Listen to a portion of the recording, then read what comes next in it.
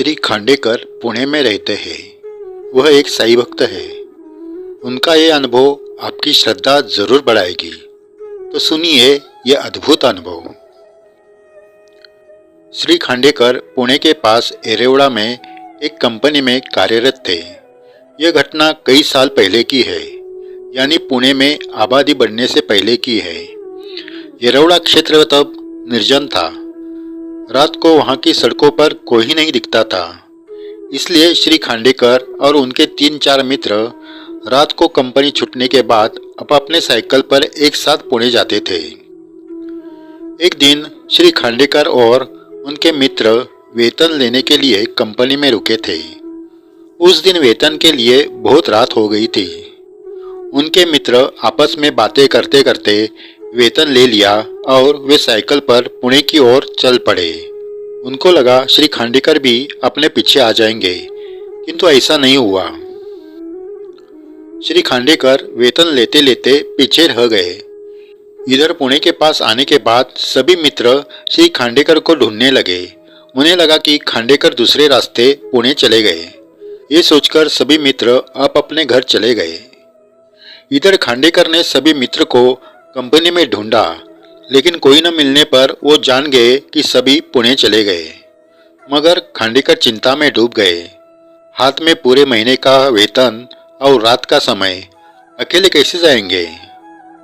आखिर श्री साईं बाबा का नाम लेकर श्री खांडेकर ने पैसे जेब में रखे और साइकिल लेके पुणे की ओर चल पड़े। थोड़ी दूर जाने के बाद उन्होंने पाया कि रोड पर लाइट नहीं है। दोनों ओर घना जंगल है। चारों ओर अंधकार छाया हुआ है। थोड़ी देर साइकिल चलाने के बाद खांडेकर जी का धैर्य टूटने लगा। आगे का रास्ता अंधेरे की वजह से उन्हें ठीक से दिखाई नहीं दे रहा था। उस सन्नाटे में सिर्फ उनकी साइकिल की आवाज ही गूंज रही थी। श्री खांडेकर जी मुंह से साईं राम का जप करने लगे। साईं नाम के साथ उनकी साइकिल भी तेजी से चल रही थी, लेकिन रास्ता खत्म ही नहीं हो रहा था। इतने में उनके कान में और एक साइकिल की आवाज आने लगी। खांडेकर के तो ओठ सूखने लगे। उनको पीछे देखने का धैर्य नहीं हुआ, लेकिन आवाज तो उनके पीछे से ही आ रही थी। खांडेकर अब जोर जोर से साईं नाम जापने लगे। अब तो पीछे से आने वाली साइकिल के साथ साथ कुछ गुनगुनाने की भी आवाज खांडेकर को सुनाई देने लगी। डर के मारे उनके हाथ पांव भारी होने लगे। उनके पीछे गाना गुनगुनाने हुए कौन आ रहा था, ये सोच सोचकर खांडेकर कांपने लगे। मुंह से साईं नाम की आवाज भी बाहर आने बंद हो गई।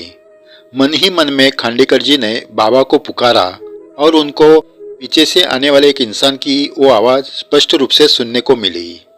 राम का नाम भजले भैया, राम का नाम भजले। ये भजन जब खांडेकर जी ने सुना तो उनको अच्छा लगा। उन्होंने पीछे मुड़कर देखा तो एक साइकिल पर एक आदमी आराम से साइकिल चलाकर आ रहा था। बड़ी बड़ी मूछें, सदरा, धोती, साइकिल की हैंडल के दोनों ओर दूध की बड़ी बड़ी किटली। अपने ही रंग में, अपने ही धुंध में वो सिर हिला हिला कर राम नाम का जाप करते करते खांडेकर जी के पीछे आ रहा था। मानो उसे भय का कुछ लेना देना ही नहीं था। खांडेकर जी की घबराहट थोड़ी कम हो गई। उन्होंने साइकिल की गति कम कर ली, जिससे वह दूध वाला भैया उनके साथ आ गया।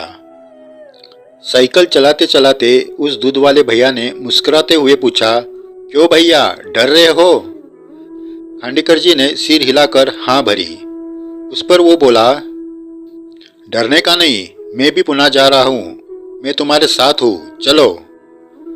बाद में वो दोनों बातें करते करते पुणे में शिवाजी नगर स्टेशन के पास पहुंच गए। रास्ता कैसे कट गया ये खांडेकर जी को पता ही नहीं चला। खांडेकर जी ने उस दूध वाले भैया को धन्यवाद दिया और उनका पता पूछा तो वो बोले, मैं यही आसपास रहता हूँ। इतना कहकर वो झट से चला गया।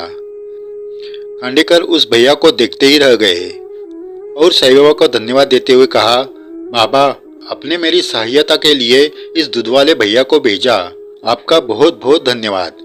उसके बाद खांडेकर जी घर जाकर सो गए। भक्तों, बस इतने पर यह अनुभव खत्म नहीं हुआ। खांडेकर जी को प्रातःकाल एक सपना आया। सपने में साईनाथ महाराज साक्षात उनके सामने खड़े थे। अंग में कफनी और सिर पर कसकर बांधा हुआ कपड़ा, उस कपड़े की गांठ कंधे पर दिख रही थी। तेजपुंज चेहरे पर प्रसन्नता दिख रही थी। बाबा मुस्कुराते हुए बोले, रात में तुम बहुत डर गए थे ना? तुमने मुझे मन से पुकारा और मुझे साइकिल पर भैया बनकर आना पड़ा। इतना कहकर बाबा रुक गए और खांडेकर जी का सपना टूट गया।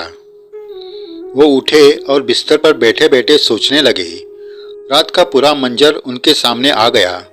खुद बाबा दूध वाले भैया के रूप में मेरे साथ आए थे, ये सोचकर उनका दिल भर आया।